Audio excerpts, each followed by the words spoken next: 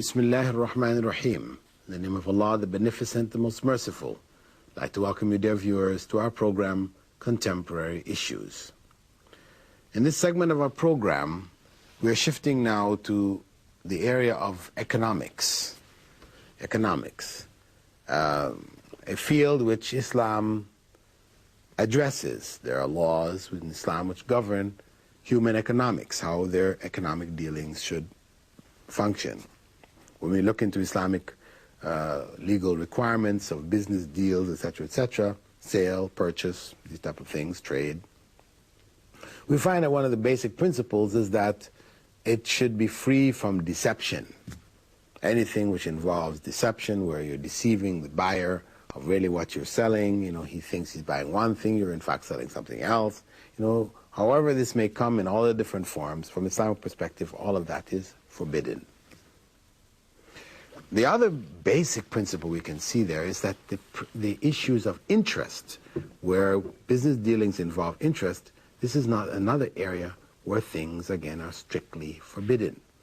So what we know today as modern mortgages, people buying home with bank loans, and you have to pay back the bank over this period of time and this kind of thing, or taking out loans for cars or a variety of other purposes where you end up paying back the money plus an additional amount. This has been forbidden in Islam. And really it is not something new, in that you can find even in the Old Testament, in ancient beliefs of the followers of Moses and others, that interest is forbidden. We find in Deuteronomy 23, verse 19, "Thou shalt not lend upon interest to your brother," interest on money, interest on victuals, that's food or provisions, interest on anything that is lent for interest. There's a basic prohibition. However, and this has been understood, however, this prohibition for the Jews, there was a modification there. In verse 20 it goes on to say, "And to a foreigner you may lend upon interest, but to your brother you shall not lend upon interest." So interest became for Jews forbidden to take from themselves, from each other, but it was okay to take it from the Gentiles, the others, right? And the prohibition of interest actually existed in the Christian world, right up until the Middle Ages, the 13th, 14th century. Otherwise, prior to that, it was banned. We find, Shakespeare writing about the Merchant of Venice, the pound of flesh, individual lending an interest and seeking a pound of flesh in return for those who couldn't pay it. This idea, this was the evil Jew. This is what how he was functioning, taking people's flesh even, so it was opposed thoroughly in Western society. But eventually, though the people were able to influence the religious beliefs, the economic segment was able to influence it under the Jewish influence to the degree that they introduced it eventually, interest on a low scale, and eventually it spread until it became the foundation of Western economics. Interest dealings became that foundation. However, in the 70s, of course, Islam totally prohibits interest. Allah makes no uncertain terms about its prohibition, even talking about the fact that people will compare it to trade, right? That they will say that trade is just like interest. Interest is just like trade, really no difference, You lend somebody your property, they pay a fee for it. You lend somebody your money, they pay a fee for it. It's just the same. But the trade in money, Allah says, is devoid of any good. It's cursed. Whereas proper trade is blessed by Allah. So dealing in interest is forbidden for Muslims. And Muslims have functioned economically over the centuries without dealing with it. However, once the Muslim world became conquered by Western civilization, mainly out of Europe, England, France, Germany, etc., conquered various Muslim lands, Holland, Indonesia. Then they introduced with their conquest interest-based governmental systems. And the banks were introduced into the countries. And interest and the belief and the practice of it spread. With the revival of Islam in this century, we find that the proposals for Islamic banks, the alternative, came up, especially in the early 70s. The concepts were being proposed, because things had been worked out, the plans for it had been identified. King Faisal's son or brother, Muhammad al-Faisal, working on it. When the idea was first broached in the West, the Western economists, etc., they scoffed at the idea. This is ludicrous. The idea of banking without interest? What kind of bank is this? It cannot possibly work.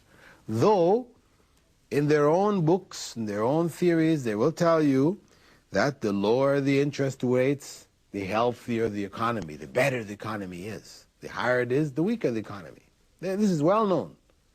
But the idea of zero interest, you see it getting lower and lower and lower. This economy gets better and better and better. But the idea of zero interest, no. This could not be dealt with. They didn't want to deal with it. That idea was forbidden. Why? Because the elements that control the banking systems of the West, they would be put out if they shifted to banking without interest. So they, keep that concept in there strong, and they continue to teach it, absolute necessity, whereby people can just live, no effort on their part. People take their money, they have to pay back more money. No effort involved here. Well, what we find today, after some 30 years have passed, that the majority of the major banks of the West now carry Islamic portfolios. They offer business without interest, banking without interest. They're offering it now.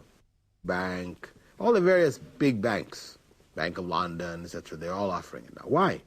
Is it just to capture Muslim money because they don't want to lose their clients? No, because a bank is not going to do that just to maintain its reputation. No, because it's not going to involve itself in what it sees as clear financial loss.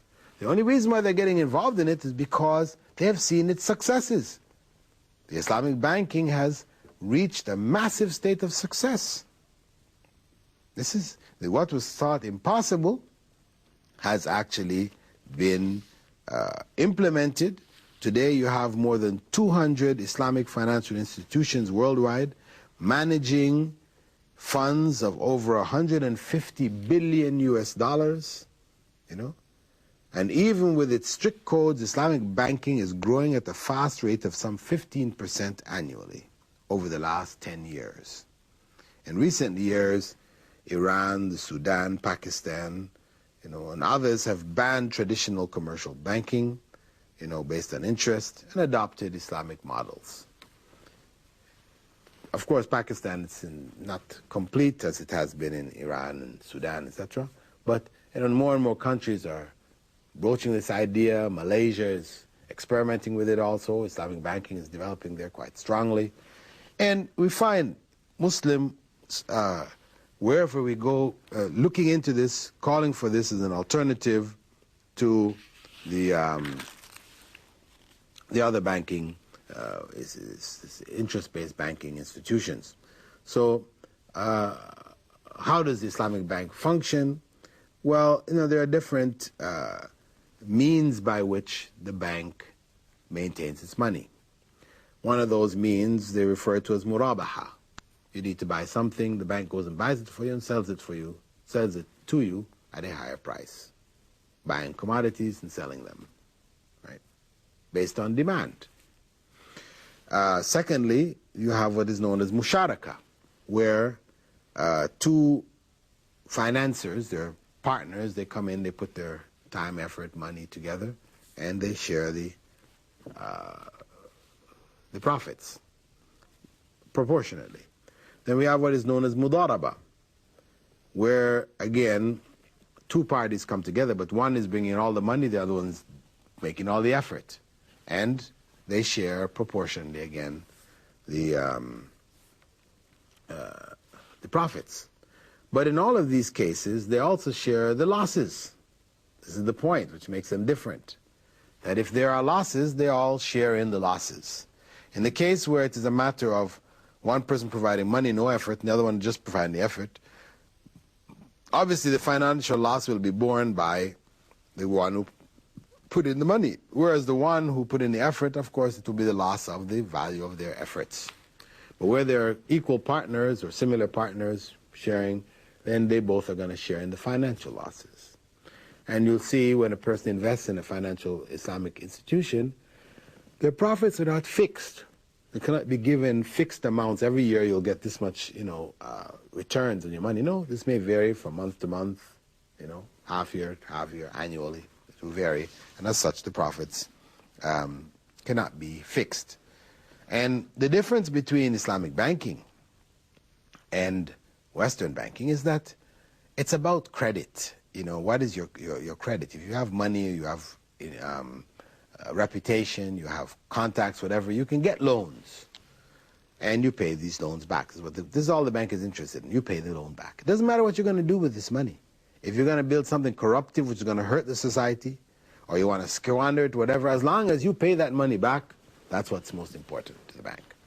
And through these mortgages systems and this systems, interest-based systems, you find that people run into financial loss. They're encouraged to live on a credit system, whether it's the banking cards and things like this. You buy more than you have the money to pay, and then you end up paying up with interest and this type of thing. Eventually, much of this becomes a dead weight on the backs of the people, and they find themselves in financial crises. The bank steps in, repossesses their car, their homes. They're kicked out in the streets. So that you find in America, as they estimated way back in the early 90s, that there are over 2.5 million Americans living in the streets. They have no homes, no place to go. They live in the streets. This is something normally we associate with the very poor countries of the third world, the black hole of Calcutta, as the British used to write about it, Calcutta, people are living there and just dying in the streets. Well, it's happening in America. People tend to associate America with, ultimate success and riches, the skyscrapers, glittering buildings, and that. But nobody bothers to look at the bottom. At the night when time comes, people are leaving their work and going to sleep. You see all these people coming up, putting their pieces of cardboard on the ground, and sleeping right there. Winter chill catches them sometimes. They freeze to death there in the streets. So you have some 2.5 million Americans living in the streets. Most of them, you'll find when they've looked into the circumstances, what happened to them, how did they end up in the streets? It was due to interest-based problems. Either they couldn't make their bank loans, or they had some kind of medical problems which causes their money to be gone. They can't make the payments anymore, so their stuff is repossessed, and they're out on the streets, living in the streets. Themselves, men, their wives, their children, these kind of things happening. Terrible situation. It's unimaginable. The richest country on the earth, having this kind of situation where they don't have homes, they cannot provide homes, they cannot deal with the situation of their homeless. This is something which shows a kind of a heartlessness in that system. Though people like to talk about mercy and love and all these different things, the interest system is a very harsh system. It doesn't take into account the contingencies of life. A man borrows money for his farm. His intention is to grow products which people are going to benefit from his profits. He will pay you back. But now something happens, a natural phenomena, some natural disaster comes and destroys all his crops. And you're still going to ask him for that money back with interest, regardless. I don't care. I don't want to hear your problems. Just pay us our money. If you can't pay it, then we're going to come in and take your farm, get out of that farm, we'll sell it and get our money back. This is the interest-based, heartless interest-based system. Whereas Islam is based more on sharing our difficulties and then sharing our profits, sharing our successes, or you have what is known as Qard Hasan, the goodly loan, which is an interest-free loan. People lend and you pay back what you have borrowed. There are also the instruments of ijara, where the bank, and this is sort of being developed now, purchases something and leases it to somebody who wants to own it. They pay rent or whatever over a period of time, and then eventually it can come into their possession.